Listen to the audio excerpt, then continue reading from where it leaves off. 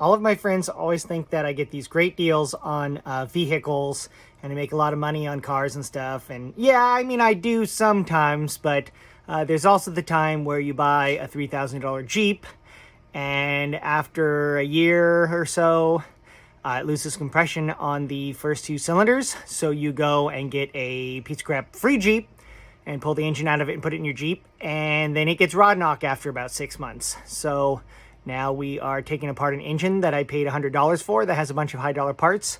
And I open it up and of course it's exactly what you don't want to see. Obviously this engine sat outside or something like that.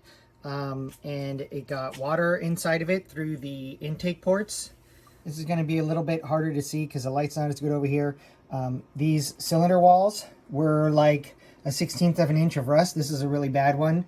And to be clear, this is after I scraped the rust off with a putty knife. I have been letting it soak with ATF for quite a few days to try and get the engine freed up.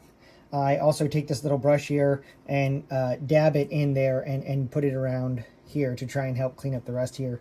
I don't know if this is going to work. I might just have to beat these cylinders out.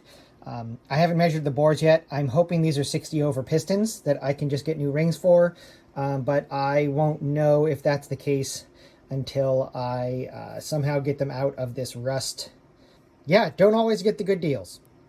Of course, with that being said, the engine was full of these Crower 1.6 roller rockers, which do seem to be in good shape. I don't have a lot of experience with roller rockers, so I'm not exactly sure how to tell if they are like worn out or damaged in some way. The story on the engine was that these guys tried to make a 5-liter engine, which it is not. I can tell by the parts that are in it.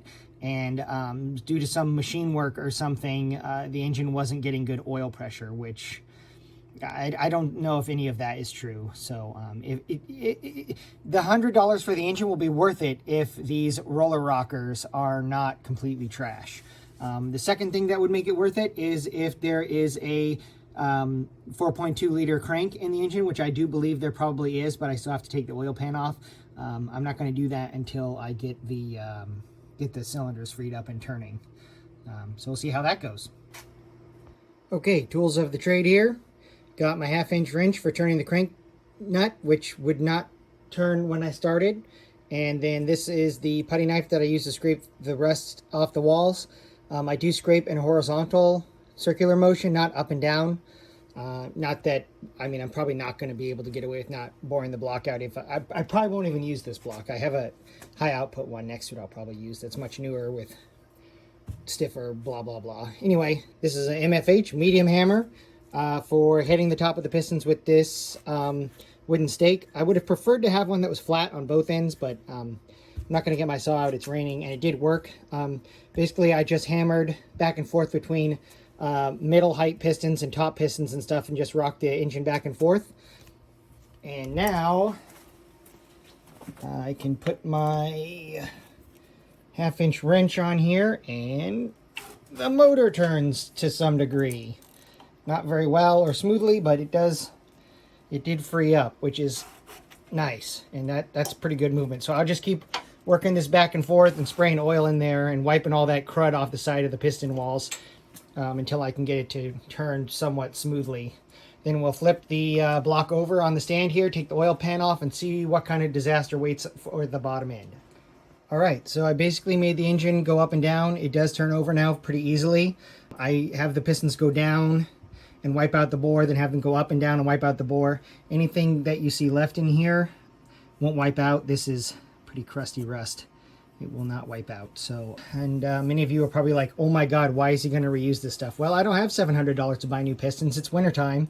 And I'm not Joe Biden. I don't just get infinite amount of money from SBF to spend on cool stuff like this. So we're going to try and reuse them if we can. Of course, if I pull them out of here and they're junk, we will have to buy new pistons. But you know, 2-3 years ago, maybe 4 years ago, I would have had the money to just, I mean, I could have just paid somebody $5,000 or $6,000 and bought an engine from an engine builder, but those times are gone. You know, hashtag Joe Biden's economy. So here we are. Let's see what the bottom end holds. Okay, just finished draining the crankcase on this, and that's what the oil looks like. Looks kind of funny, right? That's because that's probably half a gallon of water.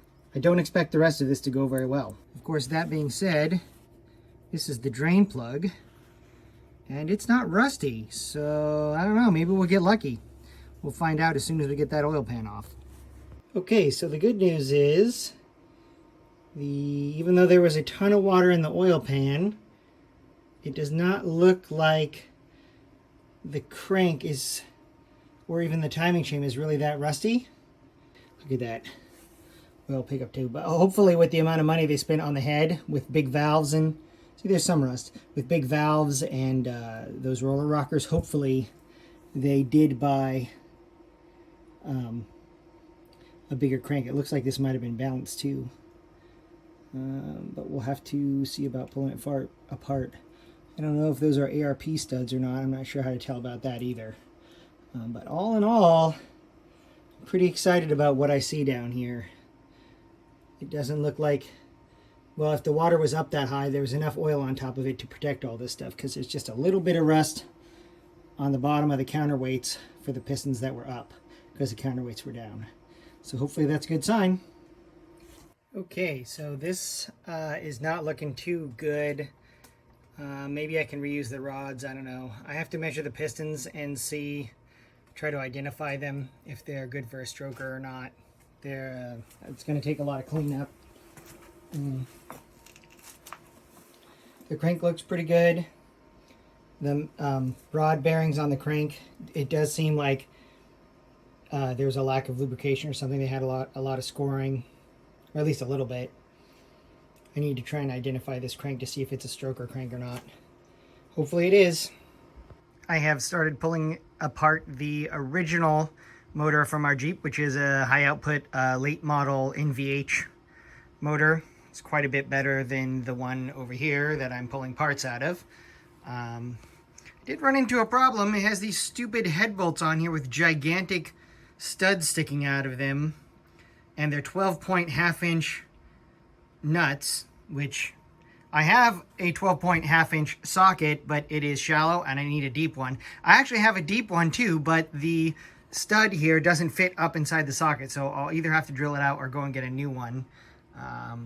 This engine is in good shape other than it having 250,000 miles on it and low compression on 2 cylinders, but it has been stored inside, so it shouldn't be rusty like the other one.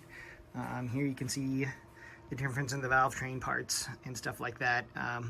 I did pull the cam out of the parts engine block, and the cam does not look to be good. The exhaust lobe for piston 1, I probably can't get a picture of it, but it does not look good. And the reason I could tell is because I had a hard time getting this guy out of its hole. It's hard to show on camera, but the face of the lifter, you can kind of see it there in the reflection, is concave where it should be not. And it was a little bit mushroomed, so it came out but with a magnet, but I had to pull on it a few times.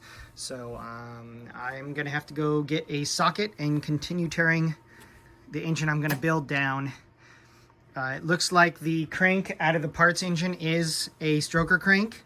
I've made some lovely notes on this piece of wood. Oddly enough, these are some really old pistons. They do say Venolia 400 down in there, and as far as I can tell from my research, Venolia is out of business. And with my super crappy calipers, I measured both the bore in the block and the diameter of the pistons, and it seems like they're standard size pistons, which I don't understand why you would rebuild a block and put standard size pistons in other than you wanted a square block. I believe the diameter of these pistons and the stroke of the stroker crank are, if not the same, really, really close. So, yeah, I'm going to have to buy pistons. I'll either have these rods rebuilt or the rods that are in the engine I'm tearing apart, so whichever ones turn out to be in better shape. 250,000 miles is a lot for rods, but we'll see. I don't know. I haven't I don't know how many miles these rods and pistons and stuff have on them. I just got the motor. The motor that's in the Jeep has 185,000 miles on it, and it's got rod knock. All right, so the high output engine had some 12-point bolts holding the head on, and they had studs sticking out of them, so you need a deep 12-point half-inch socket, which I went to 3 towns to try and find, and nobody sells one. So I bought a shallow one and welded a pipe. Cut it and welded a pipe in it. And I don't have anything fancy. I just have one of these. I have very little training on it, and I was able to make something that worked on my impact wrench to get the head bolts out with. And it didn't break or crack or anything. So, you know, those who can do. All right, got the head off of the high output motor. And everything looks okay. This right here, right here, there's a piece of head gasket missing in between those two cylinders. And those are the two cylinders right in the middle where they got low compression to where it would, it pretty much just ran like a 4-cylinder. So I don't know what happened to the piece of head gasket. It's nowhere to be found in there. You can kind of see right here where the gases were going back and forth between on both pistons, burning it. So yeah, you can actually still see cross hatching on quite a bit of the cylinder walls. I don't know enough about Jeeps to know if these are original pistons or not, but at 250,000 miles, it very well could be. Now I've just got to decide what I want to do. All right. So I decided with 250,000 miles on it to tear it down, and we'll rebuild it as a stroker. As you can see, I don't know how much of that is wear. It looks like copper or brass. Yeah, it's really bad there on the tips. But all the lifters looked okay. Came out all right, but you know, I think it's time to rebuild this puppy. So that's what we're gonna do. I'll probably make another video about that after I order parts and they start coming in and we find a machine shop. Should be pretty exciting.